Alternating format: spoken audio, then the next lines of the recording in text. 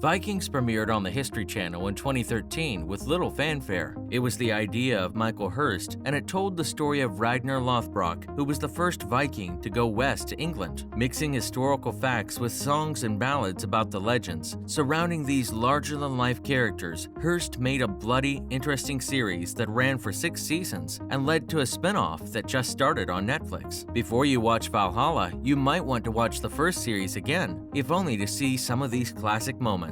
Starting with Ragnar Sees Odin, Season 1, Episode 1, Rites of Passage, and Northumbria Landing, Season 1, Episode 2, Wrath of the Northmen. Ragnar, played by Travis Fimmel, is introduced to viewers as a very unique individual right from the beginning of the series. Ragnar has a vision of Odin while he is covered in blood following an easy victory over some Baltic tribesmen, which he and his brother have just killed. In his capacity as the Wanderer, he communicates with the Valkyries, instructing them to transport the souls of the slain soldiers to the afterlife. It is evident from the very beginning that Ragnar has a unique connection with the gods, fate, or whatever you choose to call the mysterious forces that are beyond our comprehension. The show weaves together myths and historical facts about the man, and by doing so, it incorporates his visions into the narrative and distinguishes him from other Vikings. Ragnar and his friends Floki, a master shipbuilder, and Eric came up with a plan to take a warband west to England, which they had never been to before. This was in response to Earl Haraldsson's, Gabriel Byrne, limited vision and stubborn refusal to look beyond the typical Viking policy of raiding to the east.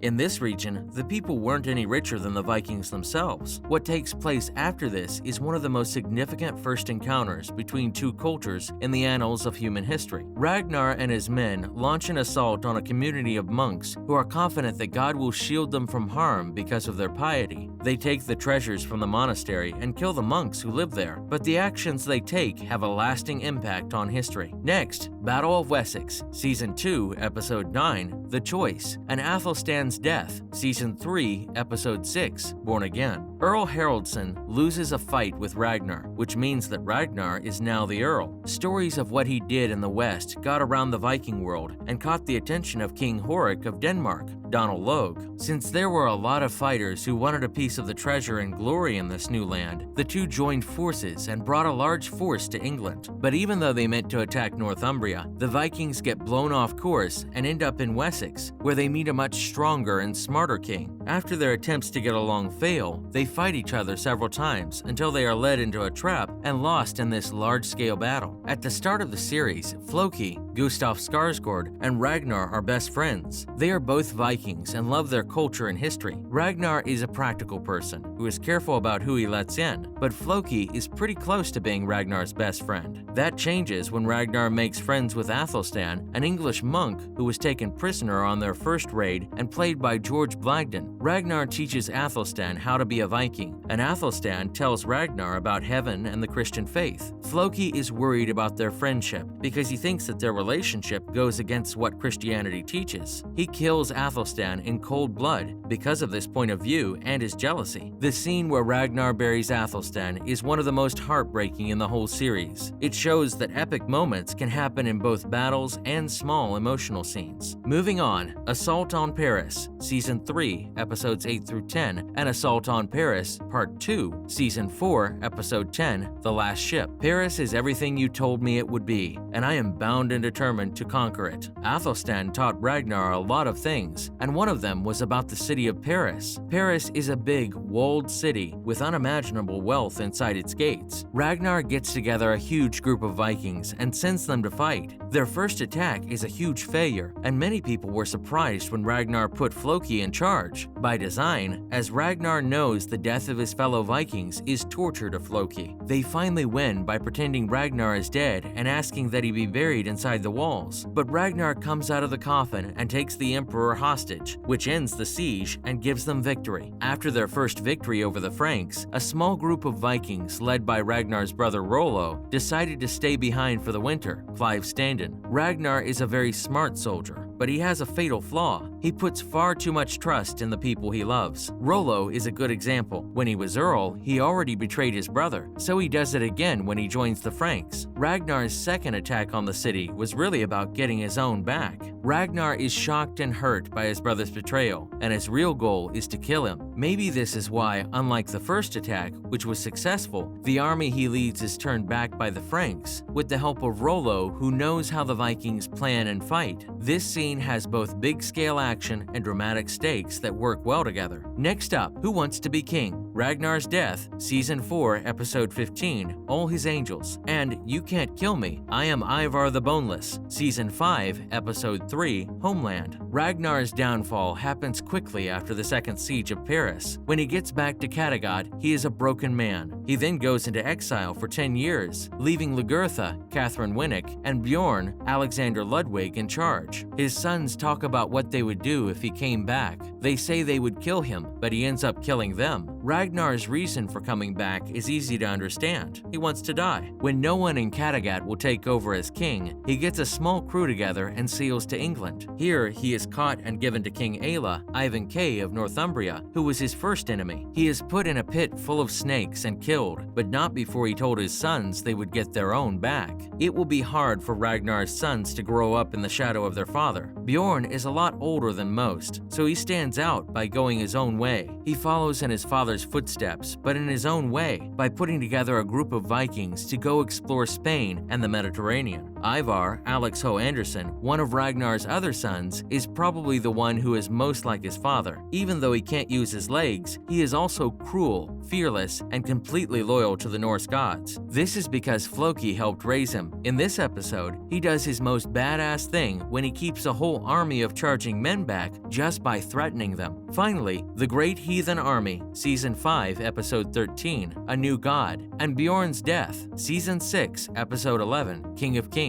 Ragnar's sons eventually get their revenge, just as they were promised they would. Ragnar's sons are in charge of the massive gathering of warriors that has occurred in Kattegat. These warriors hail from Denmark, Norway, and Sweden. Their objective is straightforward: to invade England as a unified army rather than as a scattershot band of raiders, in order to seize control of the nation and exact revenge on Aella for the death of their patriarch. The Great Heathen Army is a name given to what became one of the most successful armies in the annals of military history. They run circles around the English by utilizing their superior fighting skills and the strategic mind of Ragnar's son Ivar. At the conclusion of the mission, they bestow upon Aella a blood eagle, which is a ceremonial method of passing away. Bjorn followed in his father's footsteps and accepted his fate bravely, just like his ancestors had done before him. His passing, in contrast to that of his father, did not unite his people. Rather, it made matters worse. His father's passing had the opposite effect. During the fight for Kattegat, one of Ivar's soldiers is responsible for Bjorn's death. This demonstrates how much hatred exists between Ragnar's sons for one another. At the conclusion of Season 5, Ivar's family kicks him out of the house, prompting him to return to Kattegat and exact his vengeance there with a massive army of Russ warriors. Bjorn arrives at their location atop his horse to meet them. There are rumors circulating in Russ that he is Ironside and that he cannot be killed. However, one of Ivar's men takes aim at the legendary warrior and fires arrow after arrow at him, eventually taking his life. Unfortunately, guys, that is all the time we had for today. Make sure to like and subscribe to the channel. Till next time, cheers!